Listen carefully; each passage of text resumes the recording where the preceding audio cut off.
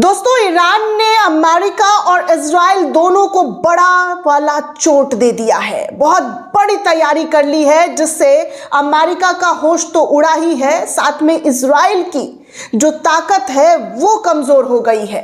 रमजान शुरू होने वाला है, लेकिन ईरान में जंग की तैयारियां लगातार देखने सुनने को मिल रही है। इस पूरे रिपोर्ट में आपको बताऊंगी कि कैसे ईरान ने अपनी सैन्य ताकत को बढ़ाते हुए एक बड़ा सैन्य अभ्यास कर दिया है। साथ में आपको बताऊंगी कि अमेरिका को कमजोर करने के लिए ईरान के जरिए कौन सा स्ट्रैटेजी अपना लिया गया है, जिससे पूरी दुनिया में हड़कंप मच गया है। आगे आपको बताऊंगी कि रशिया के जरिए ईरान को एक और बड़ी मदद दे दी गई है। जी हां, कल तक चीन ने मदद दी थी और अब रशिया के जरिए बड़ी मदद का ऐलान कर दिया गया है। और तो और सऊदी अरबिया, जी हां, सऊदी अरबिया ने पाकिस्तान के साथ मिलकर वो कर दिया है जिसकी किसी भी मुल्क ने कल्पना नहीं की है। ऐसी उड़ती उड़ती खबरें आ रही है। इन तमाम बड़ी खबरों पर चर्चा करूंगी। साथ में आपको बताऊंगी कि ईरान के जरिए, जी हां, ईरान का जो 3 जहाज था उसको क्यों जब्त कर लिया गया भारत के अंदर, यह भी इस वक्त की बड़ी जानकारी, बड़ी खबर है। साथ में आपको यह भी खबर बताऊंगी कि कैसे अमेरिका जो है लगातार अपनी ताकत दिखाने की कोशिश ईरान के ऊपर कर रहा है, सैन्य घेरा बढ़ाने की कोशिश कर रहा है। इस पर भी चर्चा की जाएगी। और आगे आपको यह भी बताऊंगी कि अमेरिका ने ईरान के परमाणु ठिकाने को लेकर क्या कुछ कहा है और कैसे कैसे ईरान को खत्म करने की तैयारी में लगा हुआ है।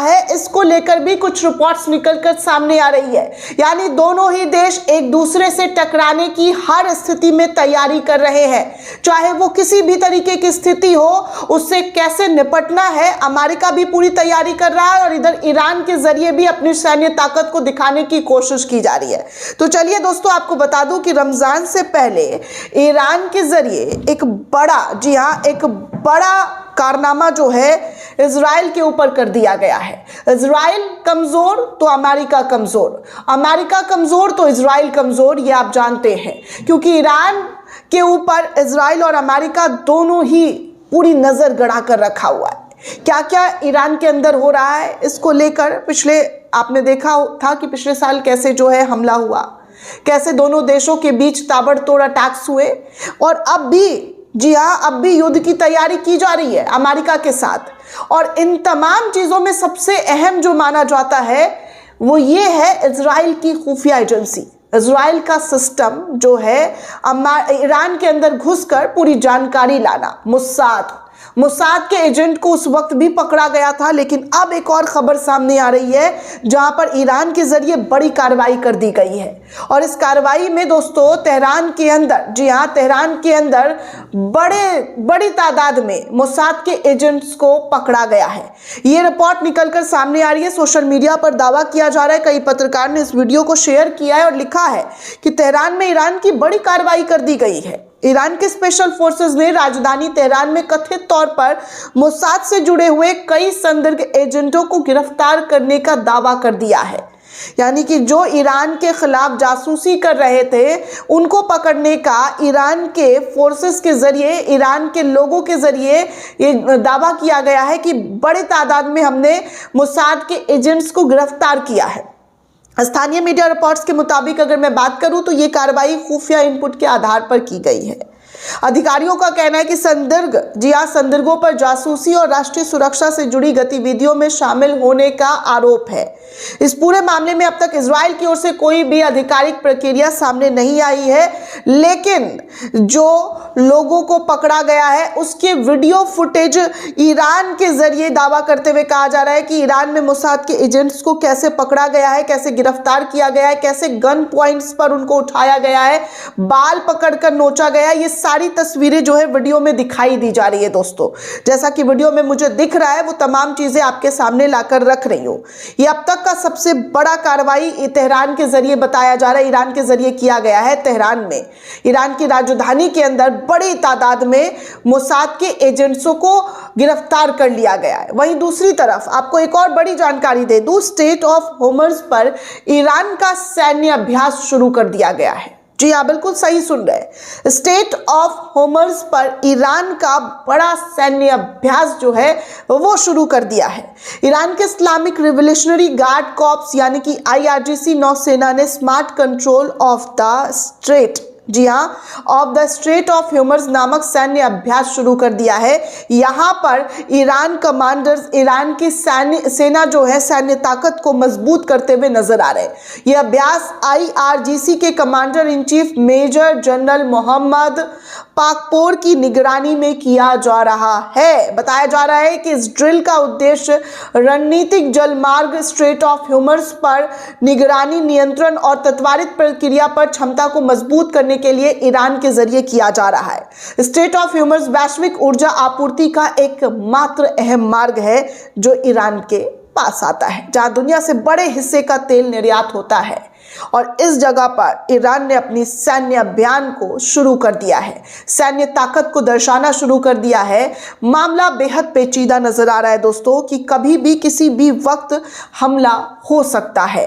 हमले के बारे में लगातार खबर जो है वो निकलकर सामने आ रही है, बड़े रिपोर्ट्स निकलकर सामने आ रहे हैं। इंटरनेशनल मीडिया के हवाले से जानकारी साझा की जा रही है कि किसी भी वक्त कुछ भी हो सकता है, क्योंकि दोनों ही देश एक दूसरे को आंख दिखाते हुए नजर आ रहे हैं। पीछे हटने का नाम नहीं लिया जा रहा है, बल्कि एक दूसरे पर चढ़ने की तैयारी की जा रही है।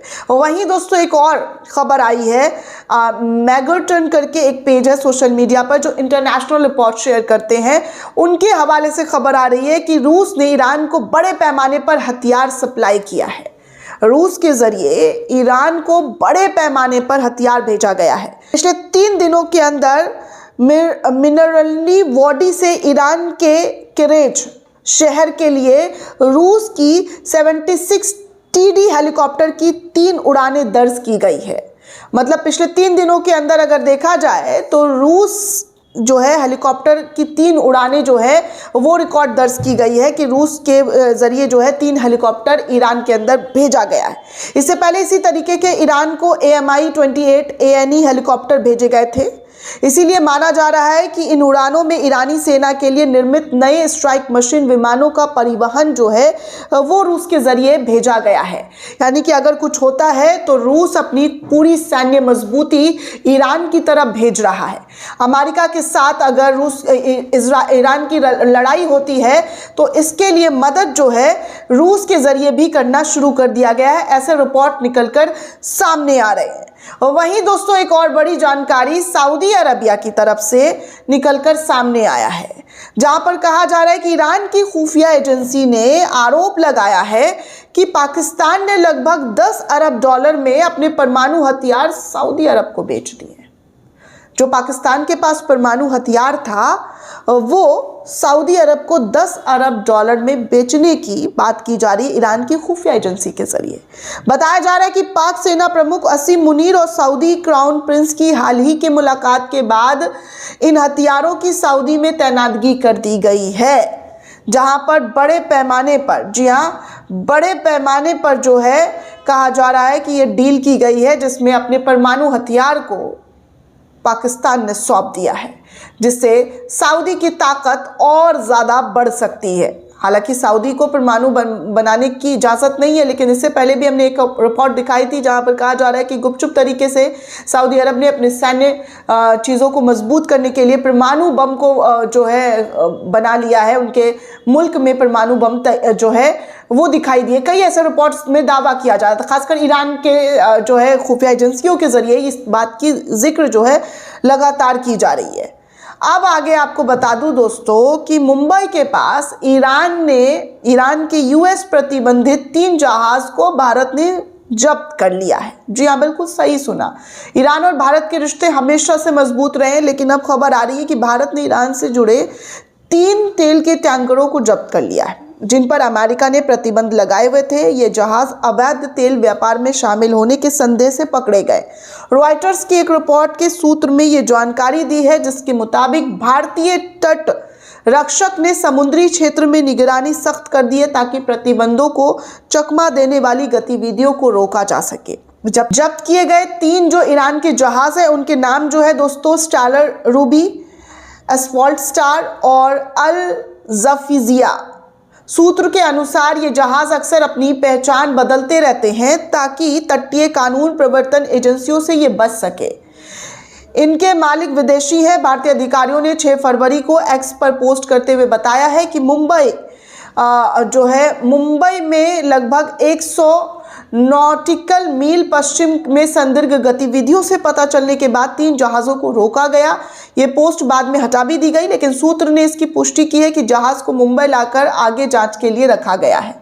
तो कुल मिलाकर देखा जाए तो इस ईरान की जो जहाज़ थे वो भारत में पकड़ लिया गया है। ईरान के तेल पर अमेरिका ने प्रतिबंध लगा रखा है, जिसकी वजह से आप सभी को पता है कि भारत में इन दिनों क्या हो रहा है। रूस के साथ भी व्यापार, तेल के संबंध जो है वो नहीं खरीदने की बात अमेरिका के जरिए कही जा रही है। भारत क्या करेगा वो अमेरिका डिसाइड कर रहा है, ये सब तो आपको पता ही है। खैर, आगे एक और रिपोर्ट है। इस रिपोर्ट में कहा जा रहा है कि अमेरिका ने ईरान के परमाणु ठिकानों पर गिराए गए GBU-57 बंकर बम का नया ऑर्डर दे दिया है। जंग छिड़ने की पूरी तैयारी जो है वो करनी शुरू कर दी गई है।